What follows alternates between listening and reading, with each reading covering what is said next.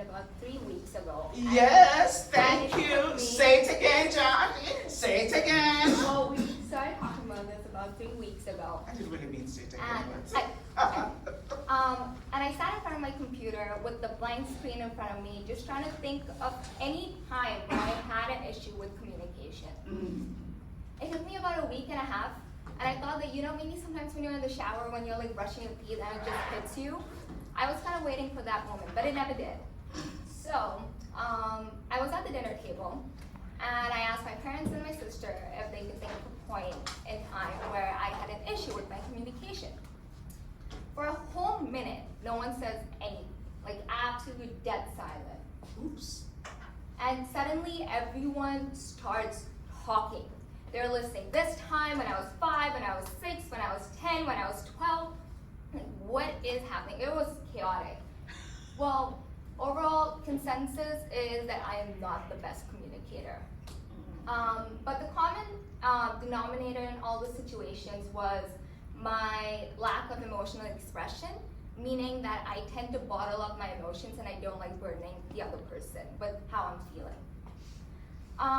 So long periods of suppressing your emotions can lead to sudden outbursts and put a strain on your personal and professional relationships.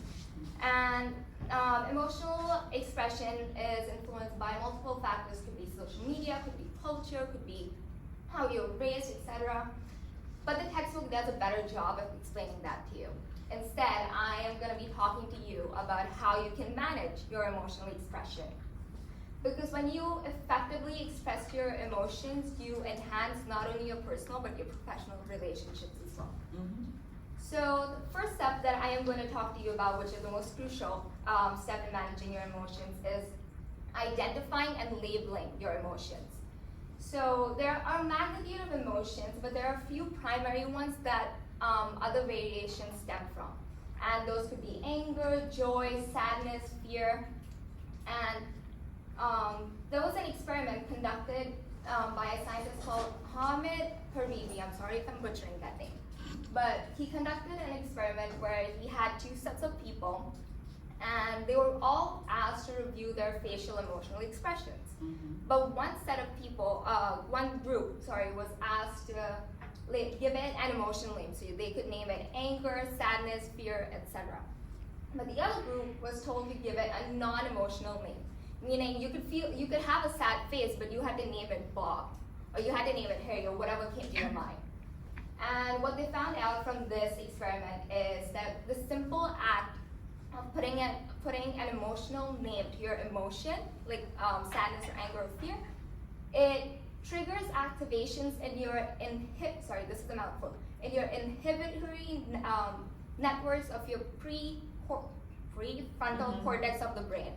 And it reduces activations in your amygdala, which is the part of the brain that's responsible for emotional responses. So this pattern of neural activity kind of shows that the simple act of putting a name to your emotion stimulates an unregulated response of emotional regulation. The next step is assessing the intensity of your emotions. Now, I had a situation at work, so I work at a cafe, and they have an established location at Fort Langley, but they just opened a new one, and I've been working there since they opened. And one day I was scheduled with a new hire, and we had 2 hours between my shifts and her shifts where we were working together. I saw her, the store wasn't busy, so I went up there, said hi, how are you, what's your name, made small talk. But we couldn't talk for long because the store got busy, so we went back to work. In those 2 hours where our shifts overlapped, I cannot tell you how angry I was. Because she was rude, she was dismissive, and I am a senior employee, and you just started. You're in the first 3 days of your training week, and you're telling me what to do. So I would be standing here in front of the cashier, talking to a customer, answering their questions. She comes from here. There's a machine right in front of her, but no, she comes right in between the tiny gap, between me and the machine, and she pushes me to the side. And I was so offended by that. I really wanted to just strangle that know-it-all attitude out of her, but I did not. Because I realized I was too heated and I didn't want to do anything in the moment. So I went to the back and I started talking to one of my coworkers, not about what just happened, because I wanted to get my mind off of that. So we just started talking about something else and I helped him with restocking and everything. I just went about my day. But on the way back, I was such a menace to other drivers on the road because I was still mad and I was just speeding like crazy, cutting everyone, and I did not care. But by the time I got home, I was kind of not as mad about it. Like, it bothered me, but I wasn't too mad to the point where I would want to strangle her. I did still rant about it at dinner though, but that was about it. Like, I didn't do anything else. Probably in the next few days, I emailed my manager saying that this is what happened. I thought it was rude, I thought it wasn't good work ethic, and just wanted to let you know. I don't want to cause a scene, I don't want to have any issues at work, but just wanted to bring it to your attention.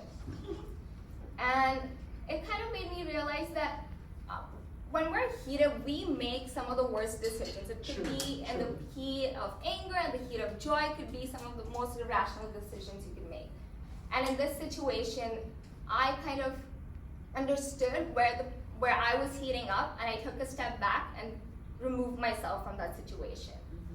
And this practice of shifting your attention from negative emotions kind of allows you to revisit the matter with a clearer mind to help resolve the situation. True.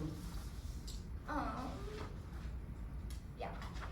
So now once you can label and identify, and you can assess the intensity of your emotions, you need to learn to manage them. Now, to achieve this, you need to sorry, I totally forgot about the slides behind me, but this is for the earlier point.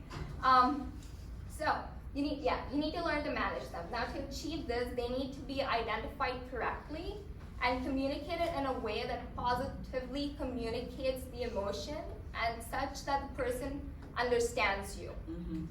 Now, positive self-talk is one of the best ways to manage your emotions, because when you feel overwhelmed or in the heat of the moment, your self-talk takes a really negative turn.